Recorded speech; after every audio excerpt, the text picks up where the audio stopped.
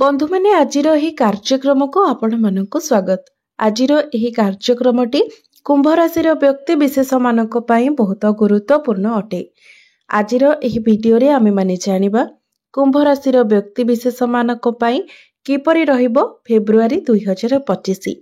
February मासरे आपणक जीवन रे केउ सब परिवर्तन हेबो, केउ सब घटना गुड़िक घटिबो। आजिर एही वीडियो रे आमे माने कुंभ राशिर मासिक राशिफल उपरे आलोचना करिबा। कुंभ राशिर व्यक्ति विशेष मानकर स्वास्थ्य, शिक्षा, प्रेम जीवन, वैवाहिक जीवन, भाग्य, क्यारियर एवं व्यापार वाणिज्यर स्थिति किपरि रहिबो फेब्रुआरी 2025 रे से विषय रे आमे माने विस्तार भाबरे जानिबा एवं नवग्रहंकर स्थिति मध्य देखिबा। नवग्रह केउ भली फल प्रदान करिबारे सक्षम हेबे। एहा सहित अशुभत्व प्रदान करुथिबा ग्रह मानक पई किछि विशेष प्रतिकार मध्य जानिबा। तो बंधु माने सेथिपई आपणकर जदि कुंभ राशि होइथाय तो आपण माने वीडियोटी को स्किप न करी थरे मात्र शेष पर्यंत निश्चय देखंतु एवं वीडियोटी को लाइक करी चैनल टी को सब्सक्राइब करी दियंतु। कमेंट बॉक्स रे भक्ति एवं श्रद्धार सहित जय श्री जगन्नाथ निश्चय लिखंतु। तो बंधु माने आसंतु आरंभ करिबा आजिर एही कार्यक्रम को जहाँकि जन्म राशि एवं चंद्र राशि उपरे आधारित अटे। तो राशि चक्रर 12 गोटी राशि मध्यरु 11 नंबर राशि हेउछि कुंभ राशि एवं कुंभ राशिर राष्ट्राधिपति हेउछन्ति शनि। तो शनि आपणकर प्रथम भावरे ही विराजमान अछन्ति। आपणकर द्वितीय भावरे विराजमान अछन्ति राहु एवं शुक्र। चतुर्थ भावरे विराजमान अछन्ति देवगुरु बृहस्पति। पंचम भावरे विराजमान अछन्ति मंगल। अष्टम भावरे विराजमान अछन्ति केतु एवं आपणकर द्वादश भावरे विराजमान अछन्ति सूर्य एवं बुध। तो बंधु माने सर्वप्रथमे आसंतु जानि नेबा आपणकर स्वास्थ्य किपरि रहिबो फेब्रुआरी 2025 रे। तो बंधु माने कुंडलीर प्रथम भावटी होइथाय आपणकर स्वास्थ्यर भाव, इम्युनिटी सिस्टम रो भाव। तो आपणकर प्रथम भावर अधिपति शनि आपणकर प्रथम भावरे ही विराजमान अछन्ति। तो बंधु माने 11 फेब्रुआरी पर्यंत जे पर्यंत बुध आपणकर द्वादश भावरे अछन्ति तो से पर्यंत आपणको निजर स्टमक रिलेटेड किछि सतर्क रहिबार अछि। निजर खाद्यपेय प्रति ध्यान रखिबार अछि कारण 11 फेब्रुआरी भितरे आपणकर पेट जनित स्टमक रिलेटेड किछि समस्या देखा देई पारे। मात्र आपणकर इम्युनिटी सिस्टम किंतु मजबूत रहिबो एवं 11 फेब्रुआरी परे जेतेबेले बुध आपणकर प्रथम भावरे थिबे सेतेबेले आपणकर स्वास्थ्य बहुत भल रहिबो। 11 फेब्रुआरी परे आपणकर स्वास्थ्य संबंधित अन्य कोनोसी भी समस्या देखा जिवो नाही। तो फेब्रुआरी मासरे आपणकर स्वास्थ्य बहुत भल रहिबो। एबे आसंतु जानिबा आपणकर शिक्षा क्षेत्र किपरि रहिबो फेब्रुआरी 2025 रे। विद्यार्थी मानक पई किपरि रहिबो फेब्रुआरी मासटी। तो बंधु माने कुंडलीर पंचम भावटी होइथाय आपणकर शिक्षार भाव। तो आपणकर पंचम भावर अधिपति हेउछन्ति बुध जे कि आपणकर द्वादश भावरे विराजमान अछन्ति एवं 11 फेब्रुआरी को बुध आपणकर प्रथम भाव को चलन करिवे। तो 11 फेब्रुआरी को बुध जेतेबेले आपणकर प्रथम भाव को आसीबे तो 11 फेब्रुआरी परे आपणकर पाठ पढ़ा पई समय बहुत भल रहिबो, सर्वश्रेष्ठ रहिबो। आपणकर पंचम भावरे विराजमान अछन्ति मंगल जे कि आपणकर दशम एवं तृतीय भावर अधिपति अटंती। तो मंगल आपणको बहुत एनर्जी प्रदान करिवे मात्र मझिरे मझिरे आपणकर माइंड टिके डाइवर्ट होई पारे। ऑनलाइन गेम डिजिटल एवं आपण निजर फ्रेंड्स मानक सहित समय बिताइबा पई चाहिबे। मात्र 11 फेब्रुआरी को बुध जेतेबेले आपणकर प्रथम भाव को चली आसीबे तो आपणकर पाठ पढ़ा सब दिगरु ठीक ठाक रहिबो। आपणकर जदि कोनोसी एग्जाम अछि 11 फेब्रुआरी परे तो आपणको पई ताहा बहुत भल रहिबो एवं आपण जदि कोनोसी एडमिशन नेबा पई चाहुछंती, कोनोसी फॉर्म फिलअप करिबा पई चाहुछंती तो सेथि पई मध्य 11 फेब्रुआरी परर समय आपणको पई अनुकूल रहिबो। एबे आसंतु जानिबा आपणकर प्रेम जीवन किपरि रहिबो फेब्रुआरी 2025 रे। तो बंधु माने कुंडलीर पंचम भावटी आपणकर शिक्षार भाव हेबा सहित पंचम भावटी मध्य होइथाय आपणकर प्रेम जीवनर भाव, आपणकर संतानर भाव। तो आपणकर पंचम भावर अधिपति हेउछन्ति बुध जे कि आपणकर द्वादश भावरे विराजमान अछन्ति। तो आपणकर पंचम भाव में विराजमान अच्छा मंगल जे कि संपूर्ण मास सारा आपणकर पंचम भाव ही रहिबे कारण फेब्रुआरी मासरे मंगलंकर कौनसी राशि परिवर्तन हेबार नाही। तो यार प्रभाव रे आपण निजर पार्टनर को मध्यरे टिके क्रोध स्वभाव देखिबाकू पाइबे एवं तांकर धैर्य रे मध्य कम देखा देबो कारण मंगल हेउछंती अग्नि तत्वर ग्रह। मंगल हेउछंती देवता मानकर सेनापति। तो आपण निजर पार्टनर को मध्यरे मध्य सेही भली किछि क्वालिटी देखिबाकू पाइबे। से आपणको निज हिसाब रे चलाइबाकू पसंद करिवे। तांको मध्यरे आपण एग्रेशन देखिबाकू पाइबे।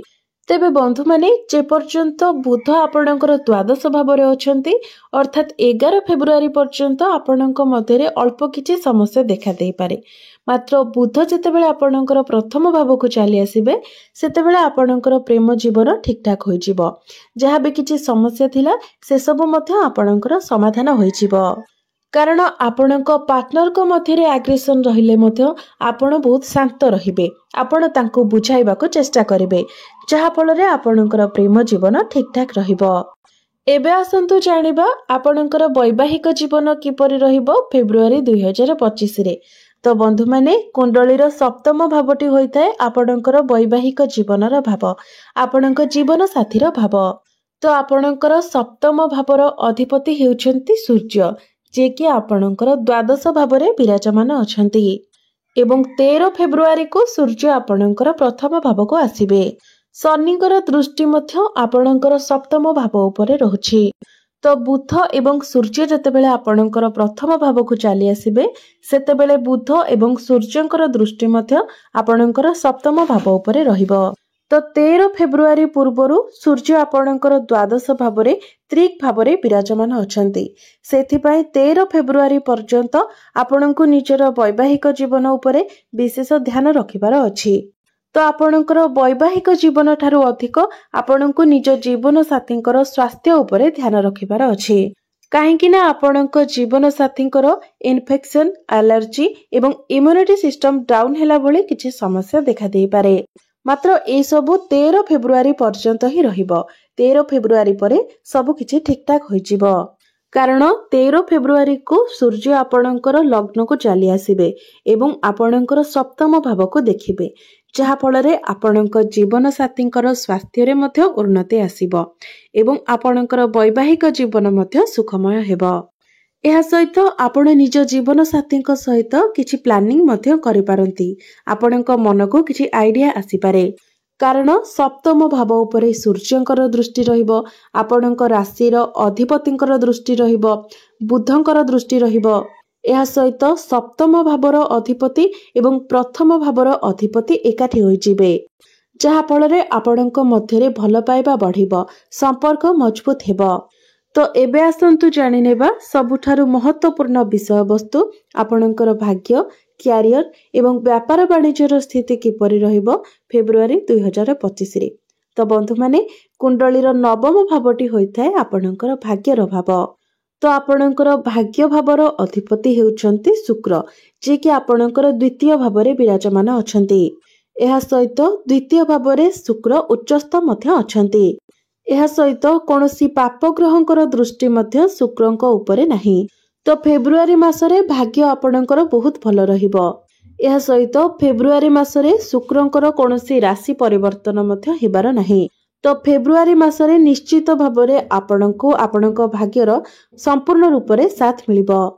तो आपण जदि कोनोसी नूतन कार्यर आरंभ करिबा पई चाहुछंती कोनोसी बड़ कार्य आपण हाथ देबाकू चाहुछंती कोनोसी बड़ जिनिस किणाकिणी करिबा पई चाहुछंती आपणकर कोनोसी मीटिंग किंबा डील रहिछि आपण कोनोसी बड़ इन्वेस्टमेंट करिबा पई चाहुछंती किंबा कोनोसी शुभ मांगलिक कार्य करिबा पई चाहुछंती तो प्रत्येक कार्य निश्चित भावरे आपणको सफलता मिलिबो। फेब्रुआरी मासटी आपणको पई सपोर्टिव रहिबो। एबे आसंतु जानिबा आपणकर क्यारियर आपणकर कार्य क्षेत्र किपरि रहिबो। तो बंधु माने दशम भावटी होइथाय आपणकर क्यारियर भाव कार्य क्षेत्रर भाव। तो आपणकर दशम भावर अधिपति हेउछंती मंगल जे कि आपणकर पंचम भावरे विराजमान अछंती एवं मंगलंकर दृष्टि आपणकर लाभ स्थान उपरे रहुछि। तो बंधु माने जदि आपण एमएमसी कंपनी रे कार्य करूछंती तो आपणक पई समय बहुत भल रहिबो कारण मंगलंकर दृष्टि आपणकर द्वादश भाव उपरे मध्य रहुछि एवं आपणकर लाभ स्थान उपरे मध्य रहुछि तो कार्य क्षेत्र रे आपणको लाभ प्राप्ति हेबो तो आपण निजर कार्य क्षेत्र रे ठीक भाबरे कार्य करि परिबे आपणको कार्य रे लाभ मिलिबो नुआ नुआ आइडिया मध्य आपणकर मन को आसीबो सूर्य मध्य जेतेबेले आपणकर प्रथम भाव को चली आसीबे तो आपणक मध्यरे स्टामिना रहिबो एनर्जी रहिबो आपणक मध्यरे आत्मविश्वास वृद्धि हेबो तो 13 फेब्रुआरी परे आपणकर कार्य क्षेत्र आहुरी अधिक भल रहिबो जेतेबेले सूर्य आपणकर प्रथम भाव को चली आसीबे बुध मध्य आपणकर 11 फेब्रुआरी को प्रथम भाव को चली आसीबे तो आपणकर बाणी रे एक अट्रैक्टिवनेस आसीबो निज बाणी द्वारा आपण अन्य मानक निज आड़क आकर्षित करें आपणकर कम्युनिकेशन स्किल्स बहुत भल रहिबो कारण प्रमुख ग्रह मानकर स्थिति आपणक कुंडली रे बहुत भल रहुछि गुरु आपणकर चतुर्थ भाव रही दशम भाव को देखुछंती आपणकर दशम भावर अधिपति मंगल पंचम भाव विराजमान अछंती सूर्य एवं बुध मध्य आपणकर प्रथम भाव रहिबे जहा फल क्यारियर आपणकर सबु दृष्टि बहुत भल रहिबो एहा सहित जो मानक निकटरे कोनोसी चाकरी नाही तो आपणको चाकरी मिलिबार मध्य बहुत अधिक संभावना रहुछि सेतिपाय आपण निजर चेष्टा जारी रखंतु सूर्य जतेबेले आपणकर प्रथम भाव को चली आसीबे तो सेतेबेले